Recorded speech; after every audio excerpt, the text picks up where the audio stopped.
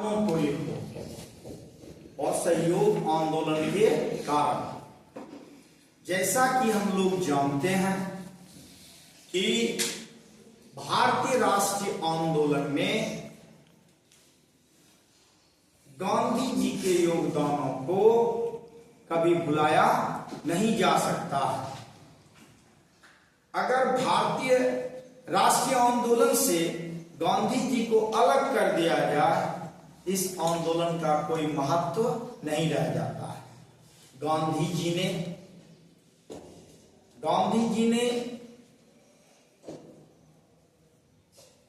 बड़े आंदोलन किए। दक्षिण अफ्रीका में भी सत्याग्रह आंदोलन किया।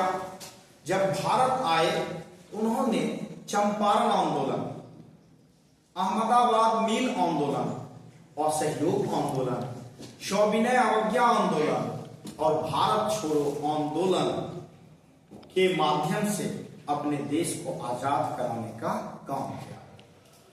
और महात्मा गांधी का पहला और सबसे बड़ा आंदोलन असहयोग आंदोलन था। असहयोग आंदोलन गांधी जी ने क्यों शुरू किया? गांधी जी तो अंग्रेजों के पक्षपाती थे, लेकिन अंग्रेजों के कुचक्र के कारण, अंग्रेजों के दमन चक्र के कारण सहयोगी गांधी असहयोगी बन गया। असहयोग आंदोलन गांधी जी ने 1920 ईस्वी में प्रारंभ किया।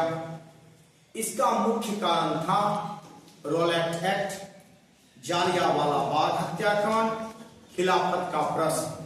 ये तीन मुख्य कारण हैं असहयोग आंदोलन के। इसी के वजह से गांधी जी ने 1920 में असहयोग आंदोलन प्रारंभ किया। मौद्रिक विनिमय प्रणाली क्या है? मौद्रिक विनिमय प्रणाली क्या है?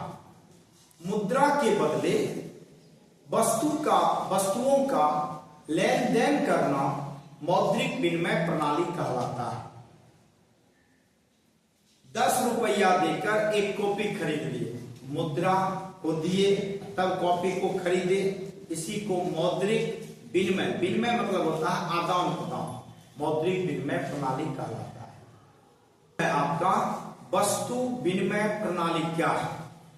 तो लिखेंगे वस्तु विनिमय प्रणाली क्या है। तो मुद्रा के आविष्कार के पहले वस्तु विनिमय प्रणाली प्रचलित थे। एक वस्तु के बदले दूसरे वस्तु का लेन देन करना, एक वस्तु के बदले दूसरे वस्तु का लेन देन करना वस्तु विनिमय प्रणाली कहलाता है। उदाहरण के तौर पर गेहूं के बदले मकई लेना, मकई के बदले चावल लेना, यानी एक वस्तु को बदलकर दूसरा वस्तु लेना वस्तु विनिमय प्रणाली कहलाता है। वस्तु विनिमय प्रणाली में वस्तुओं में काफी कठिनाइयां होती थी आदान प्रदान करने में। किसी का मूल्य अधिक होता था तो किसी का मूल्य कम होता था। युद्ध क्या है? जैसा कि आप जानते हैं शीत युद्ध क्या है? गोली बंदूक के स्थान पर गोली के युद्ध को शीत युद्ध कहते हैं। और सबसे पहले जब 15 अगस्त 1947 ईस्वी को हमारा देश आजाद हुआ था, उस समय दो थे, पूंजीपति देश अमेरिका और साम्यवादी देश रूस। तो शीत युद्ध क्या है? पूंजीपति देश अमेरिका और साम्यवादी देश रूस के बीच युद्ध ना होकर वाक युद्ध होना ही शीत युद्ध कहलाता है। इस युद्ध में अमेरिका रूस को और रूस अमेरिका को नीचे दिखाने का प्रयास करता था। यह युद्ध कभी भी प्रत्यक्ष युद्ध में तब्दील हो सकता था, लेकिन ऐसा नहीं हुआ। वर्तमान समय में भी भारत पाकिस्तान के बीच, भारत चीन के बीच शीत युद्ध का दौर जारी है।